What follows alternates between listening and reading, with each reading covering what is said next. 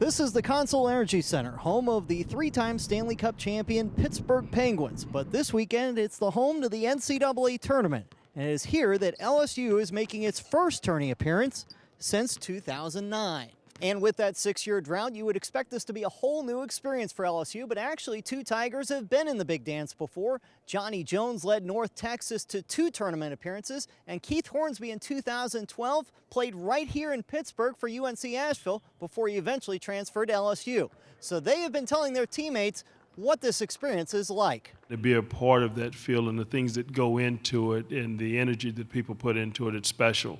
And want our guys to understand that how things are different and how special it is and how they need to make sure that they do a great job of taking it in because everybody don't get that opportunity. People have asked me questions throughout the year, but they haven't really asked me anything specific, just kind of what was the experience like and what do you remember from the game and, say, the arena. So I've told them what I remember and just going forward from there. But for most of the Tigers, the NCAA tourney is uncharted territory, and they are soaking it all in. It's always been a dream of mine, just growing up watching the NCAA tournament, just, praying and hoping that I'll be able to get on that stage someday. And, when we saw our name come across the board, that was a dream come true. A lot of teams had to end their season on Sunday, and we were one of the few teams who got to continue to play. The last time LSU took the floor, it was in a lackluster loss to Auburn. But one thing the Tigers have done well is respond after a loss, dropping back-to-back games just once all season.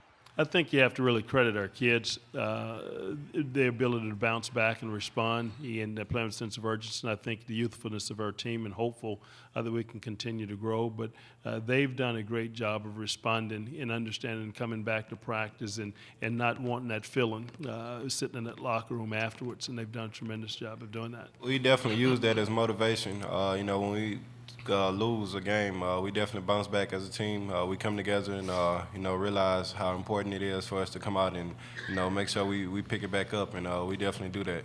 We have no choice now. We better bounce back well. This is where it matters most. So I think given our past with it, certainly we can.